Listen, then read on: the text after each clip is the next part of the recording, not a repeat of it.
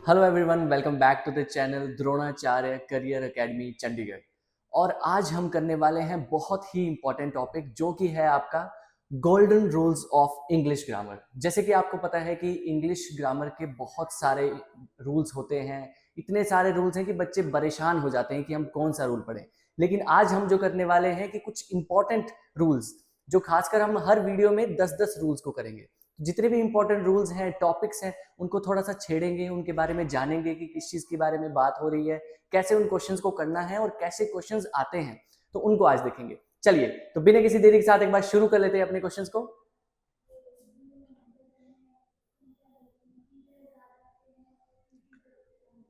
जैसे कि आप देख सकते हैं गोल्डन रूल्स हैं हमारे, ठीक है, गोल्डन रूल्स हैं जो कि ग्रामर के रहेंगे। चलिए,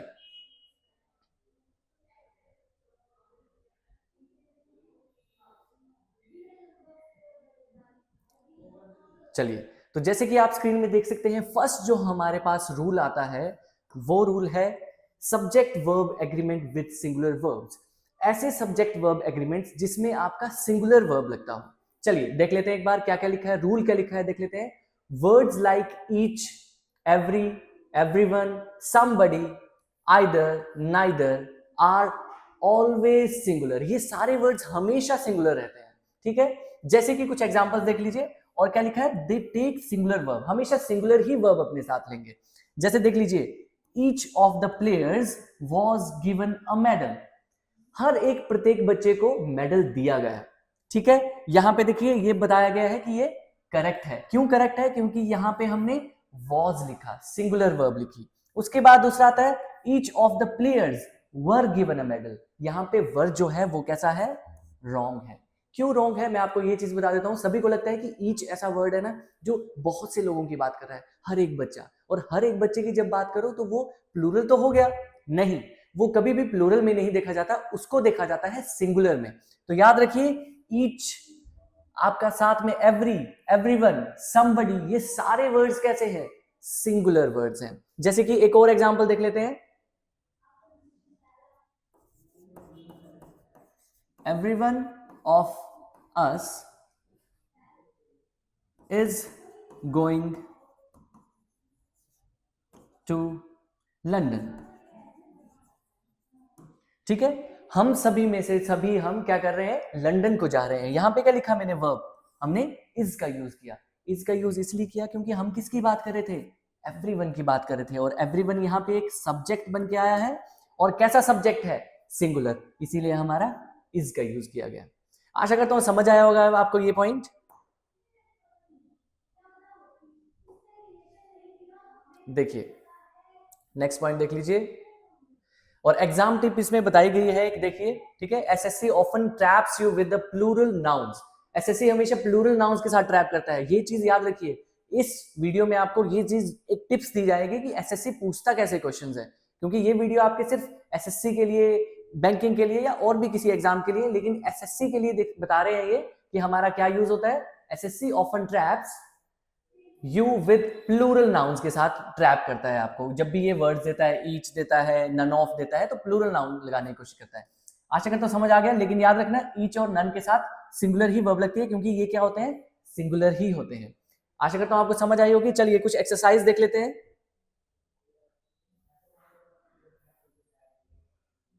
ठीक है। क्वेश्चन है आपका, each of the players have been given a medal, ठीक है। Each of the players have been given a medal. यहां पे जो एरर है वो है हमारे पास, जैसे कि आप लोग भी एक बार वीडियो स्टॉप करके बता सकते हैं क्या एरर है, लेकिन मैं आपको बता देता हूं। यहां पे एरर है ऑप्शन नंबर बी में। क्यों है ऑप्शन नंबर बी? क्योंकि यहां पे दिया है हैव, और हैव जो होता है वो आपका क्या चीज है, प्लूरल है, और आपको चाहिए सिंगुलर, इसीलिए हम क्या यूज करेंगे, each of the players has. आशा करता हूं समझ आया होगा। चलिए नेक्स्ट क्वेश्चन की ओर चलते हैं। नेक्स्ट क्वेश्चन है आपका, every student in this class want to qualify SSC CGL. हर बच्चा सीजीएल एग्जाम को, एसएससी सीजीएल एग्जाम को क्लियर करना चाहता है। तो ऑप्शंस देख लीजिए, every student in the class want to qualify SSC, या कोई एरर नहीं है यहाँ पे, ठीक है।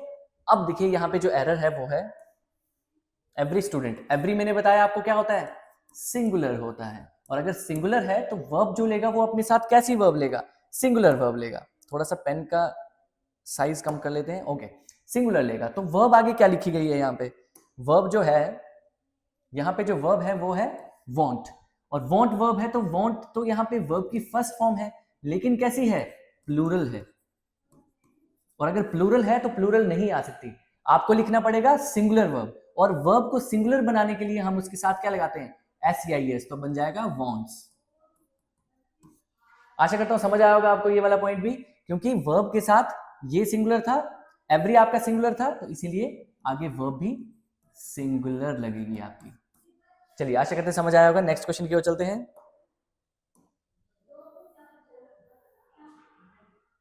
नेक्स्ट क्वेश्चन आप देख सकते हैं, ये बहुत सारे क्वेश्चन है, आपको इनमें से देखना है कि कौन सा क्वेश्चन आएगा।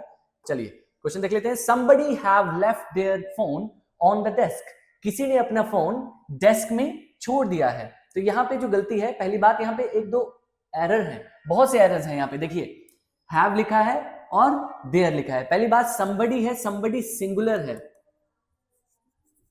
सिंगुलर है तो वर्ब भी कैसी लेगा, सिंगुलर, तो आएगा हैज। दूसरा पॉइंट ये है कि आपको देयर लिखा हुआ है, देयर नहीं आएगा, somebody have left his आएगा।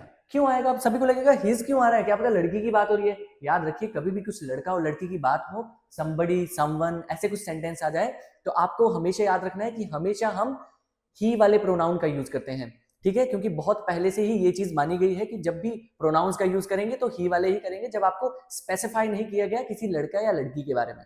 तो क्या आएगा, somebody have left his phone on the desk, ठीक है, अपना फोन छोड़ गया है तो his का यूज करेंगे। और ऐसी बात, पहली बात है सिंगुलर है तो देयर तो प्लूरल के लिए लगता है, तभी नहीं आ सकता। नेक्स्ट क्वेश्चन है, either of the answers are correct, neither लिखा है, neither क्या होता है, सिंगुलर, और neither के लिए वर्ब क्या लगेगी, is। वैसे देखिए each boy and each girl were given a separate seat, हर लड़के को और हर लड़की को सेपरेट सीट दी गई है, तो यहां पे भी क्या लगेगा, each boy each girl, ये भी सिंगुलर में ही आएगा, तो इसीलिए क्या लगाएंगे, was। चलिए नेक्स्ट देखिए, either of the two candidates have been selected, कि दोनों में से कोई एक सिलेक्टेड हुआ है, ठीक है, either, तो यहां पे देखिए either of के बाद क्या लिखा है, यहां पे have लिखा है। पहली बात है देखिए कैंडिडेट्स, कैंडिडेट्स को देख के सभी को लगता है कि हैव बिल्कुल सही है, लेकिन नहीं, हम कैंडिडेट्स को नहीं देखेंगे, यहाँ पे ये ऑब्जेक्ट का काम कर रहा है, क्योंकि प्रेपोजिशन के बाद हमेशा ऑब्जेक्ट आते हैं, तो ये तो ऑब्जेक्ट ठीक है, लेकिन हमको वर्ब तो सब्जेक्ट के अकॉर्डिंग लगानी होती है, और सब्जेक्ट हमारा कैसा है, सिंगुलर, तो इसलिए हैव गलत है, हैज आएगा। आशा करता हूं आपको फर्स्ट रूल बहुत अच्छे से समझ आया होगा, डिटेल में बताने की कोशिश की है, और अगर आपको नहीं समझ आया तो एक बार फिर से वीडियो को स्क्रॉल कीजिए और देख लीजिए कि क्या बात हो रही थी और क्या मैं समझा रहा था। चलिए नेक्स्ट क्वेश्चन की ओर चलते हैं। नेक्स्ट अब हमारा सेकंड रूल आता है। सेकंड रूल जो है, सेकंड जो रूल है वो हमें बताता है, देखिए subject verb agreement with collective nouns, collective nouns के साथ सब्जेक्ट वर्ब एग्रीमेंट्स को हम कैसे यूज करते हैं। तो रूल है आपका, collective nouns jury, committee, government are singular when the group acts as one, जब ग्रुप एक जैसा काम करेगा, एक चीज के बारे में बताएगा, एक जैसे ही बात करेगा, तब हम क्या करेंगे, उसको क्या मानेंगे, सिंगुलर मानेंगे। लेकिन but plural when the members act individually, जब मेंबर्स इंडिविजुअली बात करेंगे तो उसके लिए हम प्लूरल यूज करेंगे। चलिए मैं आपको एक बहुत छोटा सा एक पॉइंट बताता हूं, याद रखिए। समझ लीजिए किसी जूरी में कोई जूरी बैठी है किसी केस के लिए, और उस केस में क्या हो रहा है कि आपके 5 मेंबर्स हैं, और 5 जूरी मेंबर्स क्या करेंगे, किसी को देखेंगे कि उसने मर्डर किया है या नहीं। देखिए अगर 5 के 5 मान गए कि उन्होंने मर्डर किया है, तो उसके लिए हम उसको सिंगुलर मानेंगे, क्योंकि 5 कैसे हो गए, एकजुट हो गए। लेकिन अगर 5 के 5 अलग अलग बात करते हैं, 2 बोलते हैं कि किया है, 3 बोलते हैं कि नहीं किया है, तो इसका मतलब वो 2 सेपरेट ग्रुप बन गए, या इंडिविजुअल काम हो रहा है, मेंबर्स की तरह काम हो रहा है। और अगर मेंबर्स की तरह काम हो रहा है तो इसका मतलब आपको पता है क्या होगा, प्लूरल बन जाएंगे वो। चलिए वही इसमें लिखा हुआ है, वही मैंने आपको आसान भाषा में बताया। तो देखिए the jury was unanimous in its decision, ठीक है, जूरी जो थी यूनानिमस थी, यूनानिमस थी मतलब कि एग्रीएबल थी, एग्री कर रही थी एक दूसरे के साथ, ठीक है, अपने डिसीजन में। और अगर जूरी डिसीजन में एग्री करेगी तो हमेशा सिंगुलर ही वर्ब लेगी, समझ आया। और अगर जूरी कैसी है, देखिए the jury were divided in their opinion, jury जो थी अपने ओपिनियंस में कैसी थी, डिवाइडेड थी, तो इसलिए हमने क्या लगाया, वर का यूज किया, क्योंकि जूरी अब अलग अलग हो चुकी है, जैसे मैंने आपको एग्जांपल में पहले समझाया था। चलिए आशा करता हूं समझ आ गया होगा। नेक्स्ट पॉइंट देख लेते हैं। देख लीजिए, एक बैंकिंग टिप यहां पे दी गई है। ठीक है, बैंकिंग एग्जाम में क्या होता है, often gives sentences like the committee has submitted there report. ठीक है, जो कमेटी है उसने सबमिट कर दी है अपनी रिपोर्ट, है ना, ऐसे करके देते हैं। अब क्या है यहाँ पे, error should be its report, because committee क्या है, वन बॉडी है। अब यहाँ पे देखिए क्या लिखा है, देयर। ठीक है, कमेटी हमने पढ़ा था, यहाँ पे कमेटी कैसी है, सिंगुलर कमेटी है, तो इसीलिए क्या लगना चाहिए उसके साथ, देयर नहीं आना चाहिए, यहाँ पे आना चाहिए इट्स, क्योंकि जो भी चीज सिंगुलर है उसके लिए इट लिखा जाता है और जो चीज प्लूरल है उसके लिए देयर लिखा जाता है। इसीलिए कमेटी यहाँ पे सिंगुलर काम कर रही है, इसीलिए हम क्या करेंगे, इट्स का यूज करेंगे। दूसरी बात यह है, देखिए कमेटी के साथ हैज भी तो लगा है ना, हैज क्यों बता रहा है, क्योंकि वो सबमिट कर दी उन्होंने अपनी रिपोर्ट, सभी ने सबमिट कर दी, सारी कमेटी की बात हो रही है और कमेटी सिंगुलर काम कर रहा है, इसीलिए यहाँ पे हमने सिंगुलर वर्ब लगाई। चलिए, आशा करता हूँ समझ आ गया होगा ये वाला पॉइंट भी। चलिए देख लीजिए, जैसे क्वेश्चन कुछ दिए हुए हैं यहाँ पे। क्वेश्चन है आपका, the government have announced a new scheme for farmers. जो गवर्नमेंट है उसने क्या किया, उसने अनाउंस की है एक न्यू स्कीम फार्मर्स के लिए। द गवर्नमेंट हैव अनाउंस लिखा है। ठीक है, अब देखिए अनाउंस की है न्यू स्कीम, अब कोई नई स्कीम की है अनाउंस गवर्नमेंट ने, तो गवर्नमेंट भी कैसा काम कर रहा है यहाँ पे, सिंगुलर ही तो काम कर रहा है, क्योंकि गवर्नमेंट एक ही तो गवर्नमेंट है ना, अलग अलग काम तो नहीं कर रही है कि गवर्नमेंट में कुछ लोगों ने कुछ और सोचा है, कुछ ने, एक ही आपकी गवर्नमेंट है और एक ही गवर्नमेंट है, उसके लिए आपका have announced a new scheme, उन्होंने नई स्कीम की है, तो क्या आना चाहिए, हैव नहीं आना चाहिए, क्या आना चाहिए, हैज आना चाहिए। क्यों आना चाहिए, क्योंकि आपकी जो गवर्नमेंट है वो सिंगुलर काम कर रही है, यहाँ पे बहुत सारे अलग अलग लोगों की बात नहीं हो रही, मेंबर्स की बात नहीं हो रही। चलिए नेक्स्ट देखिए, नेक्स्ट है आपका, the team is arguing among themselves over the strategy. जो आपकी टीम है वो आर्ग्यू कर रही है अपने एक दूसरे के साथ, है ना, इस स्ट्रेटेजी के लिए, है ना। बताइए, देखिए इसमें जो एरर है वो है आपका, the team is arguing among themselves, team के साथ हमने इज लगाया है। अब देखिए आर्ग्यू करने की बात हो रही है अपने आप में स्ट्रेटेजी के लिए। अब क्या हो रहा है, आर्ग्यू कर रहे हैं तो मतलब वो सारे इंडिविजुअल एक दूसरे के साथ कर रहे हैं, और जब एक ग्रुप एक दूसरे के साथ ही आर्ग्यू करेगा, आर्ग्यूमेंट करेगा, तो इसका मतलब है वो लोग इंडिविजुअली आ रहे हैं। और जब भी एक ऐसा कलेक्टिव नाउन इंडिविजुअली काम करे तो उसको हम कैसे मानते हैं, उसको हम प्लूरल में लेते हैं। तो टीम कैसी बन गई, अब प्लूरल बन गई, तो आंसर क्या आएगा, ऑप्शन नंबर बी। आशा करता हूं समझ आया होगा सभी को। चलिए नेक्स्ट देख लेते हैं। नेक्स्ट है जैसे कि आपके पास, the staff has decided to go on strike tomorrow. Staff ने डिसाइड किया है कि हम क्या करेंगे, स्ट्राइक में जाएंगे कल। अब देखिए, द स्टाफ हैज डिसाइडेड, इतना तो ठीक है कि स्टाफ ने डिसाइड किया है, तो हैज यहाँ पे सही है। क्यों सही है, क्योंकि स्टाफ यहाँ पे सिंगुलर काम कर रहा है, क्योंकि उन्होंने साथ में डिसाइड किया, अलग अलग थोड़ी डिसाइड करेंगे, सभी ने साथ में डिसाइड किया, इसीलिए हैज ही आएगा, इसलिए नो एरर है इसमें। आशा करता हूं समझ आ गया होगा आप सभी को। चलिए नेक्स्ट क्वेश्चन की ओर चलते हैं। चलिए नेक्स्ट रूल में हम पहुंच चुके हैं। अब नेक्स्ट हमारा थर्ड रूल बोलता है, डिस्टेंस, टाइम, मनी और जो सिंगुलर होते हैं एज सिंगुलर, डिस्टेंस, टाइम और मनी को हम कैसे लेते हैं, सिंगुलर में लेते हैं। कब लेते हैं सिंगुलर, देख लीजिए, expressions of measurement, time, money, singular when equals to singular when treated as one unit. याद रखिए, टाइम, मनी और मेजरमेंट को जब आप कैसे मानते हैं, एक यूनिट की तरह लेते हैं, तो वो सिंगुलर माना जाता है। देखिए क्वेश्चन देख लीजिए, क्वेश्चन है जैसे कि 500 rupees is not enough. 500 rupees जो है वो इनफ नहीं है, पूरा प्राप्त नहीं है, पर्याप्त नहीं है, तो इसीलिए क्या आएगा यहाँ पे, इज आएगा, क्योंकि इस पूरी यूनिट की बात हो रही है, और जब पूरी यूनिट की बात हो तब हम उसको किस में लेते हैं, सिंगुलर मान के चलते हैं। चलिए आशा करता हूं समझ आया होगा। नेक्स्ट देखिए, 10 kilometre is a long distance. 10 kilometre जो है, पूरी यूनिट की बात हो रही है यहाँ पे, पूरे आपके किस चीज की, मेजरमेंट की बात हो रही है। 10 यूनिट जो है वो एक लॉन्ग डिस्टेंस है, लंबा डिस्टेंस है वो एक, तभी इसमें इज का यूज किया, ये भी सिंगुलर ही काम कर रहा है। ठीक है, वैसे ही देखिए, 2 hours is sufficient for the test. 2 hours जो है, 2 घंटे जो है वो पूरे हैं टेस्ट के लिए। अब क्या हो रहा है, 2 hours को भी एक यूनिट की तरह, एक यूनिट मान के चले, क्योंकि हम क्या बात करें, पूरे जो 2 घंटे हैं वो पूरे हैं आपके एक टेस्ट के लिए, तो इसीलिए इस पूरी यूनिट को माना जा रहा है। ठीक है, बट देख लीजिए, but if parts are meant separately, but अगर ये जो पार्ट्स हैं इनको सेपरेटली माना जाएगा तो वो थोड़े अलग काम करेंगे। देखिए, 500 rupees were collected from the different people.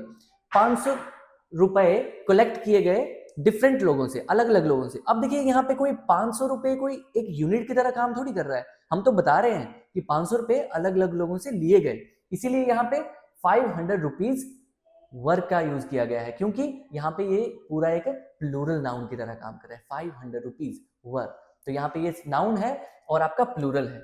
चलिए और नीचे देखिए the 2 hours were spent in different activities, जो 2 घंटे थे वो अलग एक्टिविटीज के लिए स्पेंड किए गए। अब फिर से देखिए 2 घंटे यहाँ पे एक यूनिट की तरह काम नहीं कर रहा, अलग अलग चीजों की तरह काम कर रहा है, इसीलिए हम इसको क्या बोल रहे हैं, 2 hours वर, तभी इसमें वर का यूज कर रहे हैं और ये दोनों सही है, ठीक है, और ये प्लूरल काम कर रहे हैं। चलिए आशा करता हूं समझ आ गया होगा ये वाला पॉइंट भी। देख लीजिए एग्जाम टिप क्या है यहाँ पे, एग्जाम स्टाइल कैसे आता है, देखिए 10 years have passed since his father died, ठीक है, 10 साल बीत चुके हैं कि जब से उसके फादर नहीं रहे, मर चुके हैं, ठीक है। अब क्या हो रहा है कि सेपरेट ईयर्स की बात हो रही है, अलग अलग ईयर्स की बात हो रही है कि 10 साल सेपरेट ईयर्स की बात हो रही है। ऐसा नहीं हो रहा है कि एक यूनिट की तरह मैं बता रहा हूं कि 10 साल जो थे उन सालों में कुछ ऐसा हुआ, नहीं, मैं बस नॉर्मली बता रहा हूं कि 10 साल जो है वो बीत चुके हैं जब से उसके फादर डाइड है, मरे हैं। दूसरा देखिए 10 years is a long time, 10 years जो है वो एक लंबा समय है, long time to wait, 10 years एक लंबा समय है वेट करने के लिए। अब इस पूरी को यूनिट की तरह माना गया है, 10 years एक यूनिट है, वो एक लंबा समय है, ठीक है, 10 साल एक लंबा समय है, तो उस 10 साल को एक यूनिट मानते हुए हम इस लगा रहे हैं। समझ आया, आशा करता हूं समझ आ गया होगा आपको ये वाला रूल भी। चलिए नेक्स्ट देखते हैं, नेक्स्ट हमारा 4th रूल आता है, इसमें देखते हैं क्या आएगा। नेक्स्ट आपको देखना है comparison all versus any other. हम देखेंगे कंपैरिजन कैसे किया जाता है ऑल का एनी अदर के साथ, ठीक है, एनी अदर कहां यूज होगा, ऑल कहां पे यूज होगा। चलिए क्वेश्चन रूल देख लेते हैं एक बार। Use any other when comparing within same group, जब आप सेम ग्रुप में कंपेयर कर रहे होंगे, सेम ही कोई क्लास पे कोई ग्रुप में कंपेयर कर रहे होंगे, तो आपने क्या लगाना है, आपने लगाना है आपका एनी अदर। और ऑल का यूज तब करेंगे, use all when comparing outside group, जब आप ग्रुप के आउटसाइड उसको कंपेयर करेंगे उस टाइम आपने क्या यूज करना है, ऑल का यूज करना है। जैसे एक बार एग्जांपल्स देख लेते हैं फिर आपको समझ आ जाएगा। देखिए एग्जांपल है आपका gold is more precious than any other metal. देखिए गोल्ड जो है वो क्या है, प्रीशियस है बाकी अदर मेटल्स से। अब यहां पे देखिए गोल्ड जो है आपका मेटल ही माना जाता है, और मेटल का मेटल के साथ जब हम कंपैरिजन कर रहे हैं तो क्या आएगा, एनी अदर आएगा, सेम चीजें आ गई, आपका क्या आ गया, ये सेम ग्रुप आ गया। देखिए जो बताया था ना सेम ग्रुप, तो इसी के आगे मैं लिख देता हूं SG, कि ये सेम ग्रुप में कंपैरिजन हो रहा है, इसीलिए हम क्या लगा रहे हैं, एनी अदर लगा रहे हैं। दूसरा पॉइंट ये है, देखिए Mount Everest is higher than any other mountain, जो माउंट एवरेस्ट है वो हायर है बाकी किसी भी माउंटेन से, माउंट एवरेस्ट भी माउंटेन ही है, इसका मतलब माउंटेन का माउंटेन के साथ कंपैरिजन हो रहा है, और जब दो इक्वल चीजों का कंपैरिजन होगा तब आप क्या यूज करेंगे, एनी अदर का यूज करेंगे, ठीक है। और उसके बाद देखिए diamond is harder than all metals, जो डायमंड है वो हार्डर है, ठीक है, और बाकी किसी भी मेटल से बहुत हार्डर है। अब देखिए क्या हो रहा है यहाँ पे, अब हमने यहाँ पे ऑल लिखा, अब ऑल क्यों लिख रहे हैं, क्यों, क्योंकि डायमंड जो है इज नॉट अ मेटल, है ना, सो वैलिड, क्या है, डायमंड आपका एक मेटल नहीं है, इसीलिए इसको वैलिड माना गया है। समझ आ गया आपको कि यहाँ पे ऑल का इसलिए यूज किया जा रहा है, क्यों, क्योंकि डायमंड आपका मेटल नहीं है, समझ रहे हो। बाकी चीजें देखो गोल्ड मेटल था इसलिए एनी अदर लगाया, सेम चीजों में कंपैरिजन हो रहा है, लेकिन यहाँ पे डायमंड जो है वो मेटल में नहीं आएगा, वो स्टोन होता है, और स्टोन के साथ मेटल की बात कर रहे हैं, इसका मतलब अब इसमें कंपैरिजन तो हो नहीं रहा, तो इसीलिए हमको इसमें ऑल लगाना पड़ेगा। आशा करता हूं समझ आया होगा। एक बार इसमें और चीजें भी देख लीजिए, सॉरी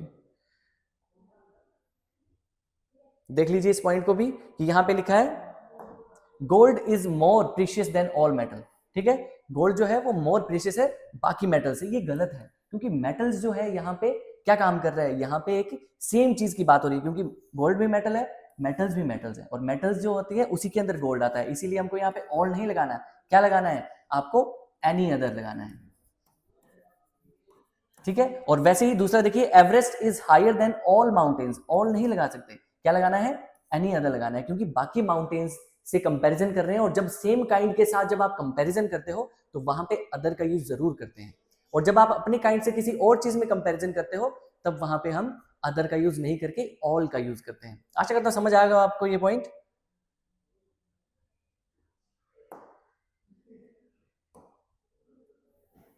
चलिए एक बार एग्जाम टिप देख लीजिए। एग्जाम टिप है आपकी, Delhi is more populated than all Indian cities. Delhi जो है वो क्या है, पॉपुलेटेड है ज्यादा बाकी सिटीज से। तो यहाँ पे जो सिटीज है ये क्या काम कर रहा है, ये भी सिटीज है, दिल्ली भी एक सिटी के अंदर आता है। अगर दोनों एक ही चीज है, मतलब दोनों सिटीज की ही बात हो रही है, तो मतलब जब भी अपने आप सेम चीज के साथ कंपैरिजन करें, सिटी भी दिल्ली है, दिल्ली भी सिटी है, और सिटीज ही बात हो रही है, सिटीज के अंदर ही दिल्ली आता है, इसीलिए क्या करेंगे हम यहाँ पे ऑल को छोड़ के एनी अदर लिखेंगे। आशा करता हूं समझ आया होगा। वैसे ही दूसरा देखिए, करेक्शन क्या थी, एनी क्या आएगा, देन एनी अदर यहां पे आएगा इंडियन सिटीज। आशा करता हूं समझ आया होगा आपको ये वाला पॉइंट। चलिए दूसरा देख लेते हैं।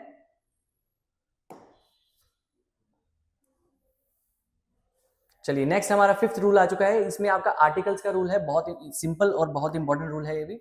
देखिए रूल फिफ्थ है आपका, आर्टिकल यूसेज विद साउंड्स। याद रखिए जब भी आप आर्टिकल्स का यूज करेंगे तो हम सिर्फ साउंड्स देखेंगे, ना कि किसी और चीज को। हम बचपन से देख रहे हैं कॉन्सोनेंट साउंड, वॉल साउंड, पर हम साउंड नहीं देखते थे, हम देखते थे वर्ड्स को, कि कॉन्सोनेंट वर्ड क्या होते हैं और वॉल वर्ड क्या होते हैं। आपको मैं एक बार छोटी सी इंट्रोडक्शन दे देता हूं कि आपके लेटर होते हैं 26, और 26 में से आपके 21 आपके कॉन्सोनेंट वर्ड होते हैं, और उसके बाद वॉल वर्ड होते हैं। वॉल वर्ड जो होते हैं वो 5 होते हैं, और जो कि होते हैं आपके ए ई आई ओ यू, ठीक है, ये आपके वॉल वर्ड होते हैं। और वॉल वर्ड के लिए क्या करना पड़ता है आपको, उसके साथ हमेशा आप क्या लिखते हैं, एन का यूज करते हैं, एन लगाते हैं वॉल के साथ, और बाकी के जो 21 कॉन्सोनेंट रह गए उनके साथ आप क्या लगाते हैं, आप अ लगाते हैं, अ लगाते हैं कॉन्सोनेंट साउंड के साथ। तो देख लीजिए यहाँ पे सेंटेंस है आपका, एन ऑनेस्ट मैन। ऑनेस्ट को जब हम पढ़ते हैं तो उसको मैं होनेस्ट नहीं पढ़ता, ऑनेस्ट पढ़ता हूँ, ह का साउंड नहीं आता, इसीलिए एच साइलेंट होता है, इसीलिए इसके साथ क्या लगा रहे हैं, एन, क्योंकि हमको क्या साउंड आ रहा है, अ का साउंड आ रहा है, साउंड देखना है, वर्ड नहीं देखना। उसी के बाद N R, H O U R को भी हम आवर पढ़ते हैं, नहीं तो आर पढ़ते हैं, इसीलिए क्या लगेगा, एन लगेगा। वैसे ही आपका अ यूनिवर्सिटी, यूनिवर्सिटी में क्या साउंड आ रहा है, यू, और यू जो होता है, आप सभी को लगता है यू तो दिया तो है, तो तब तो एन लगना चाहिए। याद रखिए यू वर्ड नहीं होता, इससे जो साउंड आता है ना वो ऊ का साउंड आता है, ठीक है, ऊ का जो साउंड आएगा उसको हम लिख सकते हैं। तो इसीलिए याद रखिए ऊ वाले साउंड वाले के साथ ही एन लगेगा, यू वाले साउंड के साथ नहीं लगेगा, इसीलिए इसके साथ अ लिखा है। और वैसे ही यूरोपियन के साथ भी यू का साउंड आ रहा है, और यूरोपियन में चाहे ई लिखा हो, यहां पर भी ई आ रहा है देखिए, लेकिन फिर भी यू का साउंड है, और यू साउंड कभी भी आपका एन नहीं लेता, आपका अ ही आर्टिकल लेता है। तो बहुत इंपॉर्टेंट पॉइंट था ये भी। चलिए यू का साउंड, यू का साउंड देख सकते हैं आप। नेक्स्ट एग्जाम टिप देख लीजिए एक बार। एग्जाम टिप ये है कि she is an European scholar. European scholar बोल रहे हैं, यूरोपियन में क्या साउंड आ रहा है ना, यू वाई का साउंड आ रहा है। और मैंने बताया था यू साउंड का, यू साउंड आपके वोवल साउंड नहीं होता है, बस देखने में यू जो होता है वो वोवल साउंड लगता है, लेकिन होता नहीं है, उसका साउंड ऊ होता है, और जब भी ऊ आएगा तब ही एन लगाना होता है। करेक्शन क्या है, she is an, she is a European scholar. और आपको एक छोटी सी टिप दे देता हूं, एक ट्रिक बता देता हूं। कभी भी आप लिखते हैं सेंटेंस, तो आपने जब भी अ और एन लगाना होता है तो ये दो चीजें देख लीजिए, अ और आई के साथ, ए और आई के साथ हमेशा आपको एन ही लगाना है। वहां पे नहीं देखना आपने कि किस चीज की बात हो रही है, क्या आ रहा है, आपको सिर्फ लगाना है एन। और आपको कभी डब्ल्यू और वाई दिख जाए तो आपको हमेशा क्या लगाना है, अ लिखना है। जितने भी वर्ड्स बने डब्ल्यू वाई से तो अ लगता है, ए और आई से जितने बने उनके साथ एन लगता है। चलिए आशा करता हूं समझ आया होगा ये वाला पॉइंट, बहुत इंपॉर्टेंट पॉइंट है क्योंकि ये भी। जैसे कि नेक्स्ट हमारा जो रूल है वो है आपका रूल 6, जो कि जिसमें आप देख सकते हैं, मैं एक बार पेन सिलेक्ट कर लेता हूं, ठीक है, पेन देख लीजिए, पेन मैंने सिलेक्ट कर लिया है। अब देखिए रूल 6 है आपका। रूल 6 बोलता है आइदर और नाइदर नॉर के साथ जो आपकी वर्ब्स होंगी वो नियरेस्ट सब्जेक्ट के हिसाब से हमको वर्ब लगानी है। मैं आपको बता देता हूं, नाइदर नॉर आइदर और, जैसे कि ऐसे कोई वर्ड्स आएंगे आपको, तो आपने क्या करना है, जो भी नियरेस्ट सब्जेक्ट आपको मिलेगा उसके हिसाब से वर्ब लगानी है। देखिए मैं बताता हूं कैसे। क्वेश्चन देख लीजिए, आइदर द टीचर और द स्टूडेंट्स आर रिस्पॉन्सिबल। अब देखिए यहां पे एक तो सब्जेक्ट आपका है द टीचर्स, ये आपका एक सब्जेक्ट है। दूसरा सब्जेक्ट है आपका द स्टूडेंट्स, ये भी सब्जेक्ट है, लेकिन ये वाला सब्जेक्ट आपका प्लूरल है। अगर ये प्लूरल सब्जेक्ट है तो उसके लिए आपकी वर्ब जो है वो प्लूरल ही लगेगी, इसीलिए हमने आर लगाया है यहाँ पे। ठीक है, वैसे ही नेक्स्ट क्वेश्चन देखिए, neither the students nor the teacher, neither the students nor the teacher, तो ना ही स्टूडेंट्स ना ही टीचर क्या करेंगे, ना ही प्रेजेंट थे, प्रेजेंट नहीं थे।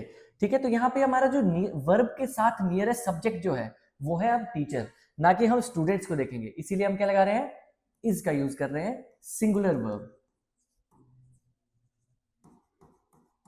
हम सिंगुलर वर्ब का यूज करेंगे।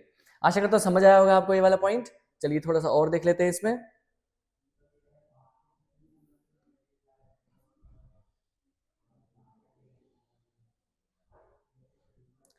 चलिए उसके बाद है जैसे कि आपका चेंज नहीं हो रहा, चलिए देख लीजिए, जैसे एग्जांपल देख लीजिए, एग्जांपल है आपका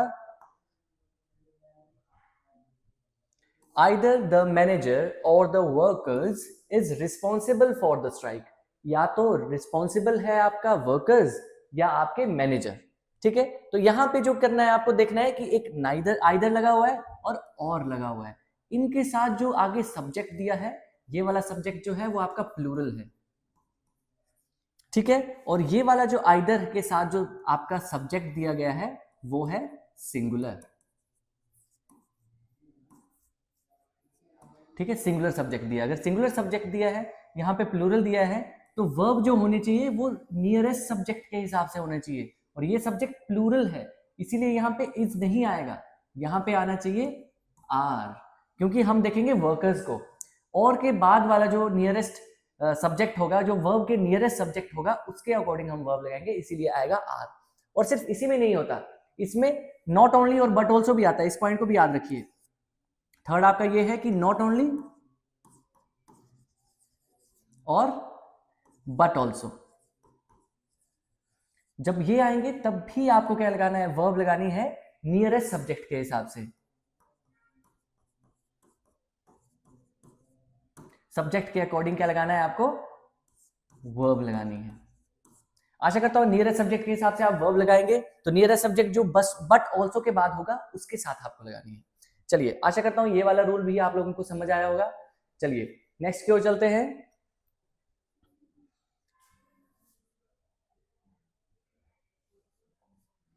नेक्स्ट है जैसे कि आपके पास देख सकते हैं आप रूल। ठीक है, रूल है आपका डबल नेगेटिव्स आर रॉन्ग, जो डबल नेगेटिव होते हैं वो रॉन्ग होते हैं, वो गलत होते हैं। कभी भी कोई सेंटेंस हो उसमें आपको दो दो नेगेटिव चीजों को नहीं डालना, नहीं दो दो नेगेटिव वर्ड्स को नहीं यूज करना है, चाहे वो एडवर्ब हो चाहे कोई भी चीज हो, डबल नेगेटिव नहीं आएगा। देख लीजिए रूल है double negative equals to wrong usage. ठीक है, जैसे सेंटेंस देखिए, आई डोंट नो एनीथिंग, मैं कुछ नहीं जानता हूं, तो देखिए यहाँ पे सिर्फ डोंट था एक नेगेटिव सेंटेंस, इसीलिए ये बिल्कुल सही है। नेक्स्ट देखिए, ही हार्डली डज एनी वर्क, वो क्या करता है, कुछ हार्डली ही काम करता है, मतलब कि बहुत कम काम करता है। ठीक है, और बहुत कम करता है तो इसलिए हम क्या लिखेंगे, हम कोई एक्स्ट्रा नेगेटिव वर्ड नहीं लगा रहे, यहाँ पे नेगेटिव वर्ड है हार्डली, लेकिन जैसा नहीं होना चाहिए वो तो है आपका, जैसे कि जो नहीं होना चाहिए वो ये है, जैसे कि आई डोंट नो नथिंग, मैं कुछ नहीं जानता हूं, कुछ नहीं जानता हूं, लेकिन नथिंग भी नेगेटिव है, जो आपका वर्ड है नथिंग वो भी नेगेटिव है। जैसे पेन सेलेक्ट कर लेते हैं, थोड़ा इसको ऊपर कर लेता हूं, चलिए ऊपर नहीं हो रहा पर देख लीजिए आप, जैसे कि आई डोंट नो नथिंग, मैं कुछ नहीं जानता हूं, इसका मतलब क्या है, आप ये भी नेगेटिव है, ये भी नेगेटिव वर्ड है, और साथ में डोंट भी नेगेटिव वर्ड है। ठीक है, ये दोनों नेगेटिव वर्ड्स हैं, अगर ये नेगेटिव वर्ड्स है तो ये गलत हो जाएगा सेंटेंस। आशा करता हूं समझ आएगा आपको ये पॉइंट। दूसरे पॉइंट में दिखाता हूं आपको फिर, देखिए लिखा है एग्जाम स्टाइल में क्वेश्चन पूछा गया है कि he has not got nothing to say।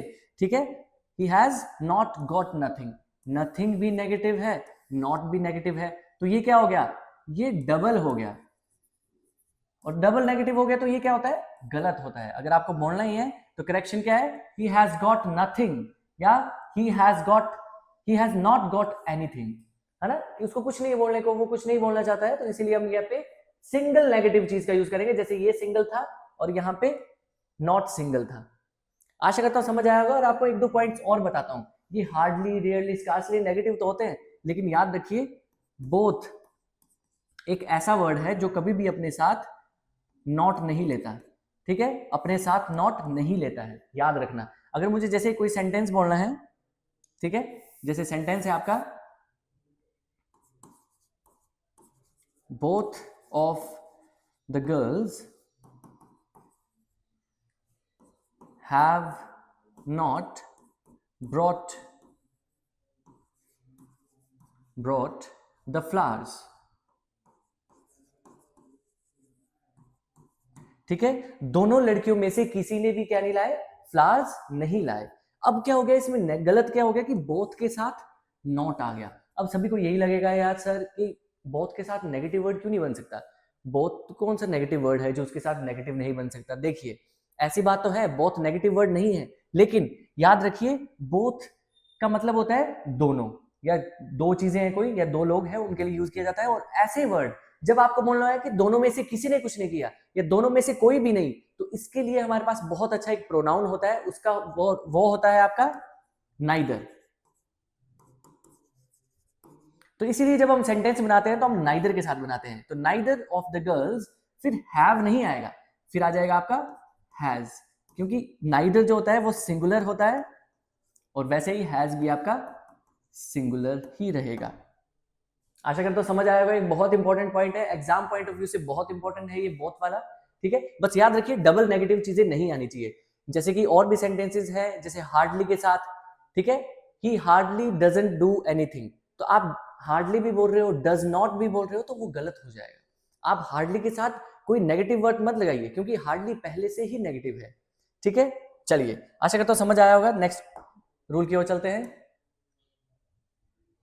Next rule देखिए, रूल वही है, एक बार मैं आपको वर्ड्स बता देता हूं कौन कौन से हैं। देखिए वर्ड्स जो है हमारे पास hardly, scarcely, rarely, seldom, barely, no sooner, until, unless, lest और बोथ, ये सारे वर्ड्स जो होते हैं नेगेटिव वर्ड्स होते हैं और अपने साथ कभी भी नेगेटिव वर्ड नहीं लेते हैं, ठीक है। देख लीजिए all these words are negative words, ठीक है, and we don't use any negative word with them. ये सारे नेगेटिव है और कोई नेगेटिव वर्ड यूज नहीं किया जाएगा इनके साथ, ठीक है। जैसे कि हम बोलते हैं, देखिए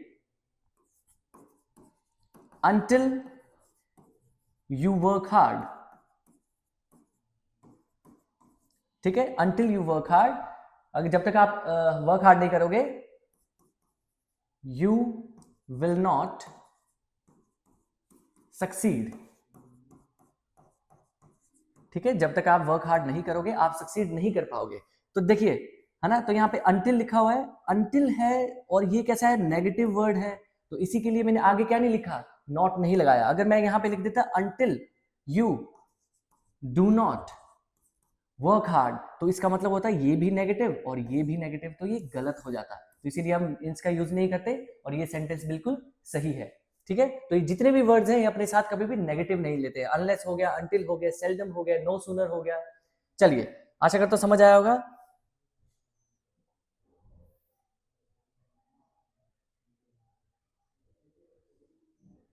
चलिए नेक्स्ट देख लेते हैं, नेक्स्ट क्वेश्चन की ओर चलते हैं। नेक्स्ट रूल है हमारा, देख सकते हैं रूल नंबर 8, ठीक है, जिसमें बताया एडजेक्टिव वर्सेस एडवर्ब। क्या डिफरेंस होता है दोनों में आपको ये बता दूंगा आज।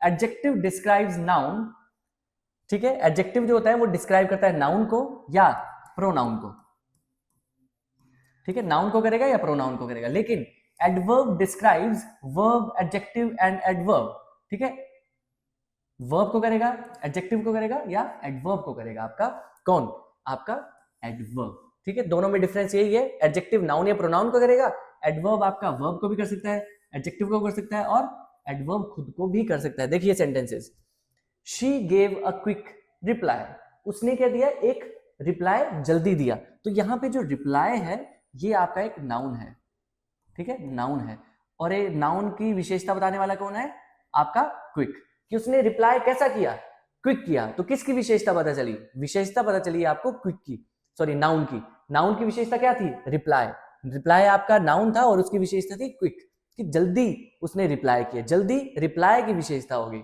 देखिए और शी रिप्लाइड क्विकली, उसने रिप्लाई किया जल्दी से। देखिए क्या डिफरेंस है दोनों में, जल्दी से और जल्दी। देखिए अभी यहाँ पे वर्ब है और वर्ब की जब विशेषता पता चल रही है ना, तो क्विकली बता रहा है उसकी कि उसने रिप्लाई कैसे किया, जल्दी रिप्लाई किया। तो वर्ब के बारे में जब कोई बताएगा तो वो आपका एडवर्ब होगा, इसीलिए ये जो क्विकली है ना, ये एडवर्ब है। और याद रखिए जितने भी 90% ऑफ द वर्ड्स जो होते हैं, जो क्या होते हैं, अपने साथ एलवाई लेते हैं, वो आपके एडवर्ब्स होते हैं। तो इसीलिए ये भी एडवर्ब है। ठीक है, चलिए एक बार मैं इसको आप आगे एक खाली स्पेस में समझा देता हूं। देखिए यहां पे देख लीजिए एग्जाम स्टाइल क्या है, एग्जाम स्टाइल क्या है देख सकते हैं आप। ठीक है, एग्जाम स्टाइल कैसे पूछा जाता है आपका, the boss treated his employees bad, कि वो जो आपका बॉस है वो कैसे ट्रीट करता है अपने एम्प्लॉयज को, बैड ये करता है। लेकिन बैड ट्रीट करना कुछ सुनने में अच्छा नहीं लग रहा है। देखिए यहां पे क्या लिखा है, ट्रीटेड, वो ट्रीट कैसे करता है अपने एम्प्लॉयज को, बैड नहीं आएगा, यहां पे आएगा बैडली। ठीक है, बैडली आएगा। क्यों, क्योंकि हम किस चीज की बात कर रहे हैं, अभी हम वर्ब की बात कर रहे हैं, और वर्ब क्या है, ट्रीटेड। और जब ट्रीटेड को मॉडिफाई किया जाएगा, ट्रीटेड के बारे में बताएगा, तो वो कौन बताएगा, बैडली बताएगा।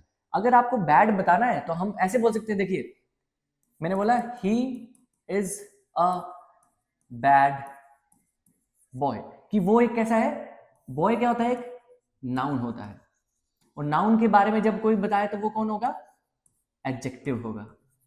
ठीक है, कि वो लड़का कैसा है, बुरा लड़का है, बैड बॉय है। वैसे ही एम्प्लॉयज कैसे हैं, बैड है। लेकिन यहाँ पे एम्प्लॉयज की बात नहीं कर रहे थे, हम कर रहे थे उनको ट्रीट कैसे किया जाता है, उनको ट्रीटमेंट कैसा मिलता है, उनको बैडली ट्रीट किया जाता है।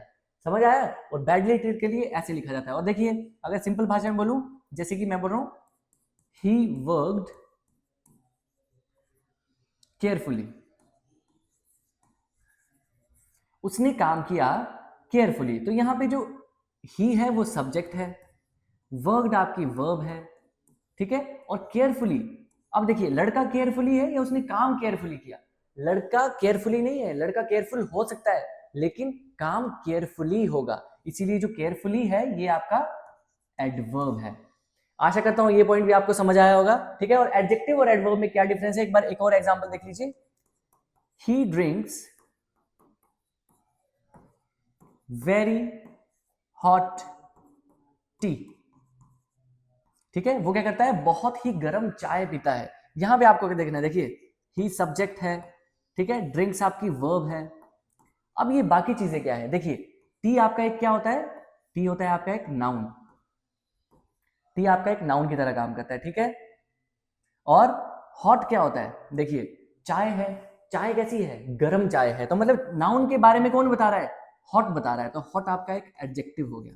ठीक है, गर्म चाय है, और चाय कितनी गर्म है, चाय बहुत गर्म है, तो वेरी इसका क्या हो गया, एडवर्ब हो गया। देखिए नाउन के बारे में बताया हॉट ने, जो कि एडजेक्टिव है। ठीक है, और एडजेक्टिव के बारे में किसने बताया, वेरी ने, कि बहुत गर्म है, तो बहुत गर्म आपका एडवर्ब हो गया, जो कि क्या बताता है हमारे को, कि आपका एडवर्ब एडजेक्टिव की भी विशेषता बताता है और एडवर्ब खुद की भी विशेषता बताता है। ठीक है, तो इससे पता चल रहा है कि एडजेक्टिव की विशेषता एडवर्ब ही बता रहा है। समझ आया, चलिए आशा करता हूं समझ आ गया होगा आप सभी को ये वाला पॉइंट भी, एडजेक्टिव और एडवर्ब में क्या डिफरेंस होता है। बहुत इंपॉर्टेंट है, बहुत से क्वेश्चन बनते हैं इसमें, जो नेक्स्ट पार्ट आएगा तो उसमें आपको रूल्स भी लेके आएंगे इसके। चलिए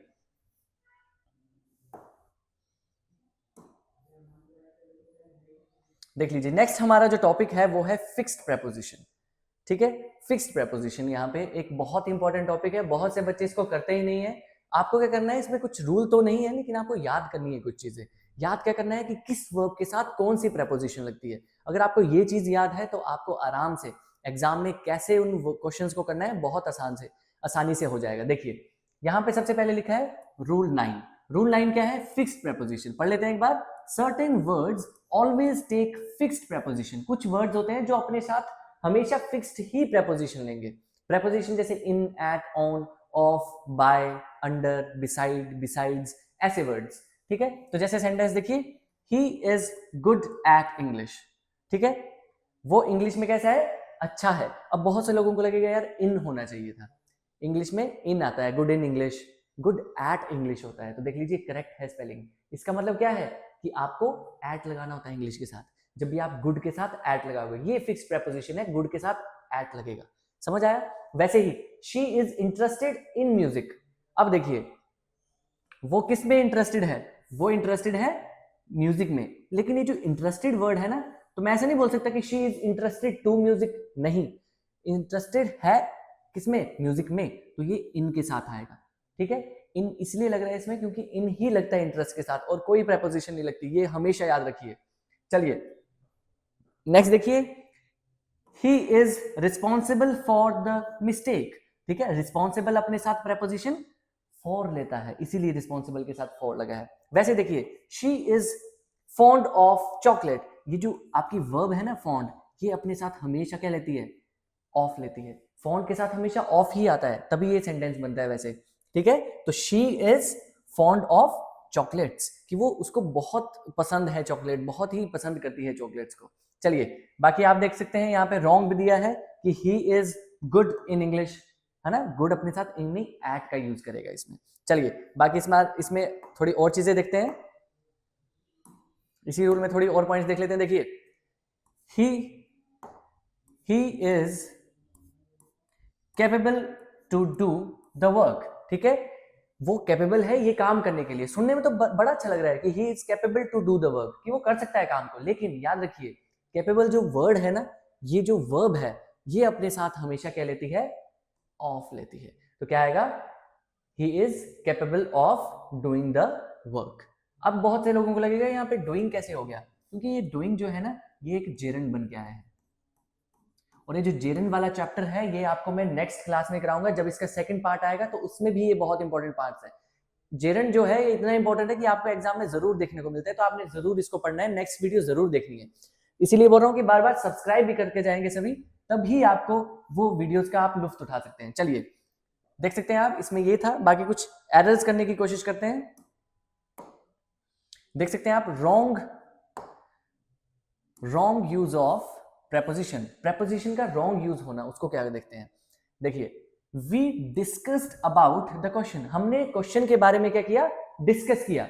अब यहाँ पे आप देख पा रहे होंगे कि डिस्कस के साथ अबाउट कितना अच्छा लग रहा है सुनने में, लेकिन बात क्या है, डिस्कस कभी भी अपने साथ अबाउट नहीं लेता। बचपन से हम यही पढ़ रहे हैं कि she discuss, let's discuss about this topic, हमारे टीचर्स भी कुछ ऐसे ही बोलते थे, let's discuss about this topic और ऐसी चीजें, लेकिन नहीं, हम डिस्कस के साथ अबाउट नहीं लगाते। डिस्कस कभी भी अपने साथ प्रेपोजिशन अबाउट नहीं लेता। वैसे ही इसका करेक्ट क्या बनेगा, वी डिस्कस्ड द क्वेश्चन, हमने क्वेश्चन को डिस्कस किया, है ना, या वी डिस्कस्ड द क्वेश्चन, वैसे ही। ठीक है, नेक्स्ट देखिए रॉन्ग क्या है, he entered into the room. Enter के साथ इनटू कभी भी यूज नहीं करते हैं। कब यूज करते हैं, जब आप किसी न्यू एरा में जाते हो, एग्रीमेंट में जाते हो, नए रिलेशनशिप में जाते हो, तब आप एंटर के साथ इनटू लिख सकते हो। ऐसे जब किसी प्लेस की बात हो, ठीक है, प्लेस की बात हो, तो आप एंटर के साथ इनटू नहीं लगा सकते, वो गलत हो जाएगा आपका। एंटर के साथ इनटू नहीं लगाना उस टाइम जब आप प्लेस की बात करो, जैसे रूम है, प्लेस ही जगह ही है, तो क्या आएगा, ही एंटर्ड द रूम। ठीक है, ही एंटर्ड द रूम, उसने एंटर किया रूम में।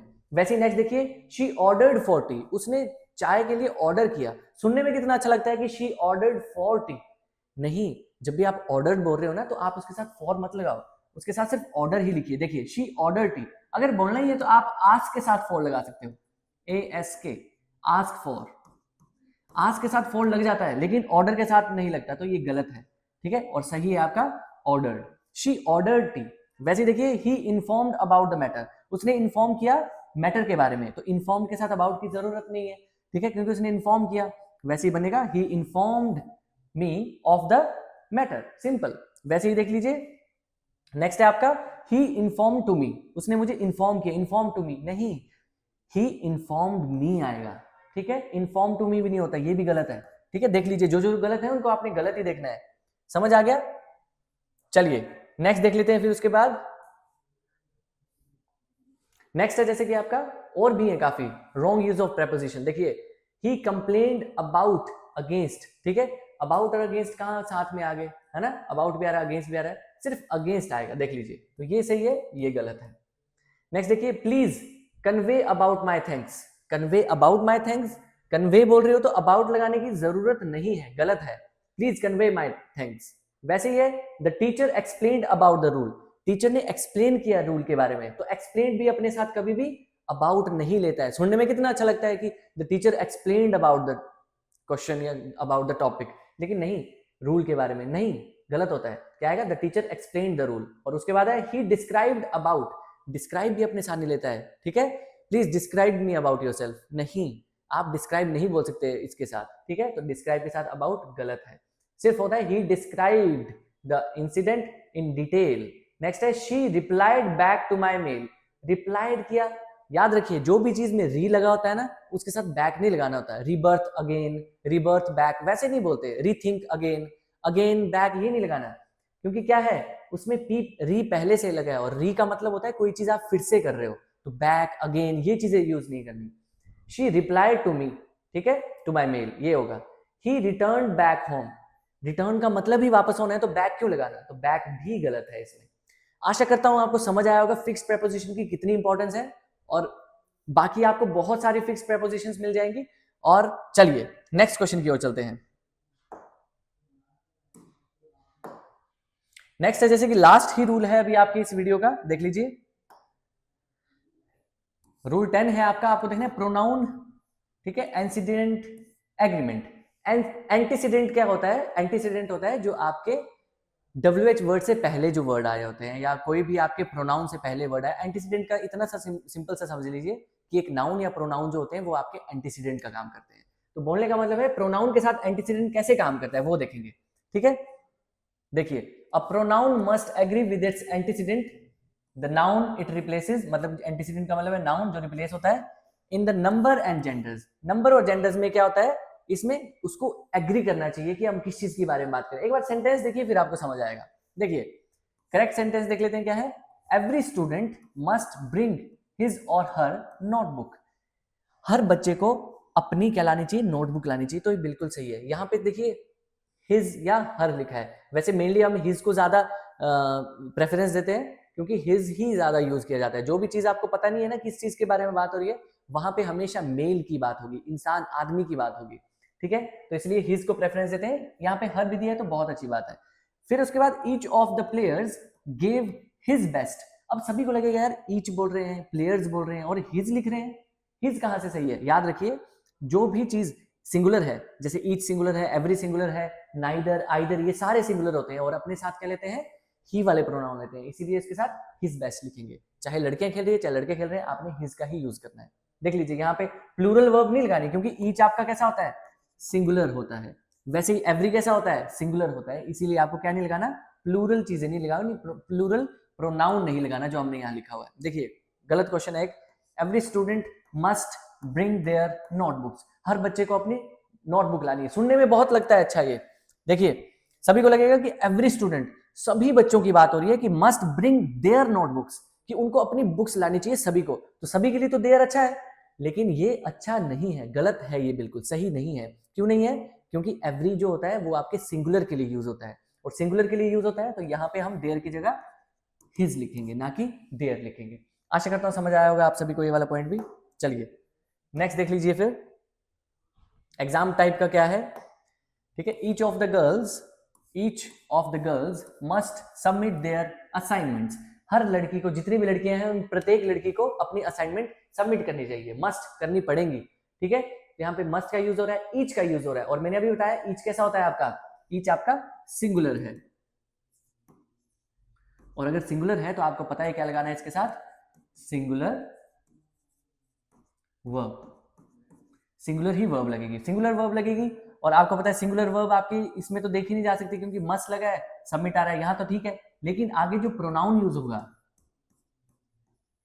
वो कैसा यूज होगा, आपका ही वाले प्रोनाउन यूज होंगे। इसीलिए आगे क्या लग रहा है, पोजेसिव केस के लिए हिज असाइनमेंट आएगा। ईच, अच्छा गर्ल्स है, और जब किसी चीज को स्पेसिफाई कर दिया, ठीक है, लड़कियों की बात हो रही है, स्पेसिफाई कर दिया, तो आपने क्या करना है, हिज का यूज नहीं करना वहां पे। जब आपको किसी चीज को स्पेसिफाई कर दिया, ठीक है, वहां पे आपने गर्ल्स हिज का यूज नहीं करना, वहां पे आप हर का यूज कर सकते हो, यहाँ पे हर आ जाएगा, ठीक है, हर असाइनमेंट्स, क्योंकि लड़कियों की बात हो रही है। स्पेसिफिकली जब लड़कियों की बात है तब आप हर का यूज कीजिए। लेकिन कोई सेंटेंस ऐसे आ जाए ना कि everyone should serve his country, कि सभी को उसकी कंट्री क्या करनी चाहिए, सर्व करनी चाहिए, तो सभी के लिए मैं हिज का यूज कर रहा हूं। वहां पे मैंने हर का यूज क्यों नहीं किया, क्योंकि जो भी चीज स्पेसिफाई करके नहीं बताई जाती ना कि लड़के की बात है कि लड़की की बात है, वहां पे आप सिर्फ क्या यूज करते हो, हिज का यूज करते हो, वहां पे ही के प्रोनाउन यूज करते हो। आशा करता हूं समझ आ गया होगा आप सभी को। और बस आज के लिए बस इतने ही क्वेश्चन थे, 10 रूल हमने पढ़े, 10 टॉपिक्स हमने पढ़े हैं। और अगर इसके ज्यादा आपको वीडियोस चाहिए तो बस आप सब्सक्राइब करके रखिए चैनल को, और नेक्स्ट वीडियो में इसका सेकंड पार्ट आएगा, जल्दी ही आएगा। सब्सक्राइब करके रखिए, इसमें भी डिटेल चाहिए तो और डिटेल में नेक्स्ट पार्ट आएगा, अच्छे से सारी पीडीएफ आपको मिल जाएगी। बस आपको सब्सक्राइब करके रखना है और बने रहिए इस चैनल में। मिलते हैं आपसे नेक्स्ट वीडियो में।